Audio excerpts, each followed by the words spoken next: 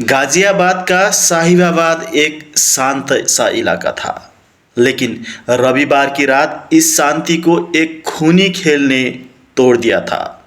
इंदिरापुरम कोतवाली क्षेत्र के कनावनी में एक पेंटर की बेरहमी से हत्या कर दी गई थी।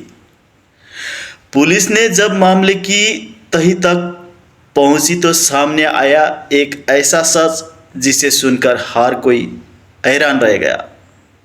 हत्या का कारण था एक शादीशुदा महिला से अवैध संबंध। आइए जानते हैं पूरी घटना क्या है, कहानी की शुरुआत कैसे हो गई थी। दोस्तों, गाजियाबाद से एक क्राइम स्टोरी का घटना सामने आया है। धोखे का खेल की वजह से ये घटना घटी है। पत्नी के साथ दोस्त के थे अवैध संबंध। प्रेमी युवक को दे दी ऐसी खौफनाक मौत कि जो ऑफिसर थे उनके भी होश उड़ गए। प्रिंस और विवेक दोनों पेंटर थे। दोनों एक ही इलाके में रहते थे। प्रिंस दिन भर पेंटिंग का काम करता था और उसी से उसके परिवार की रोजी रोटी चलती थी। साथ में विवेक भी पेंटिंग का काम करता था, लेकिन विवेक की नज़र अपने ही दोस्त प्रिंस की बीवी पर था। धीरे धीरे दोनों के बीच नज़दीकियाँ बढ़ती गई और जल्द ही उनका अफेयर शुरू हो गया। अब प्रिंस की बीबी का दिल प्रिंस पर नहीं था, बल्कि उसी के साथ काम करने वाला दूसरा पेंटर विवेक से वो छुप छुप के इश्क लड़ाती थी। प्रिंस के पीठ पीछे लगातार 2 सालों से वो किसी गैर मर्द से संबंध बना रही थी। वो गैर मर्द और कोई नहीं, उसी के पति का जॉब पार्टनर था। लंबे समय से ये धोखे का खेल चलता रहा।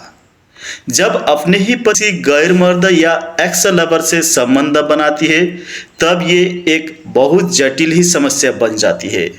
कई बार ऐसा होता है कि शादीशुदा औरतें अपने पति के अलावा किसी और से भी भावनात्मक लगाव महसूस करती है। ये लगाव दोस्ती से लेकर कभी कभी शारीरिक संबंधों तक भी जा सकता है। इसके पीछे कई वजह हो सकती है।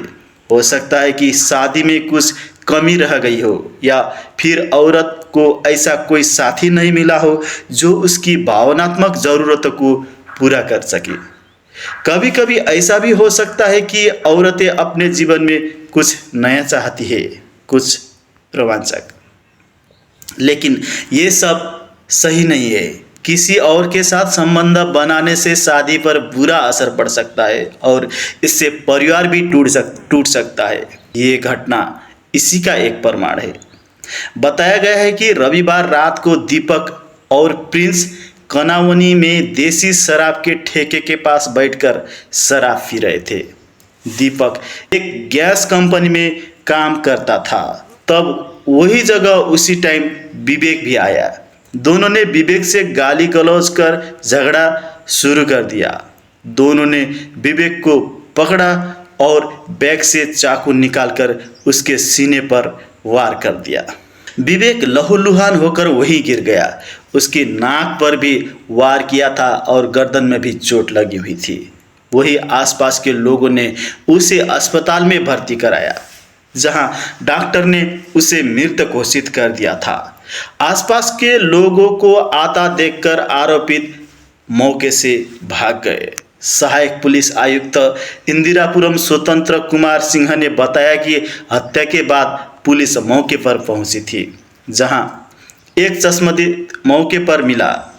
उसने आरोपितों को पकड़ने का प्रयास किया था, लेकिन दोनों भाग गए थे। बाद में पुलिस ने दोनों आरोपियों को गिरफ्तार कर लिया और उनसे पूछताछ की। पूछताछ में दोनों ने अपने जुर्म कबूल कर लिया। पुलिस ने दोनों के पास से हत्या में इस्तेमाल किया गया चाकू भी बरामद कर लिया।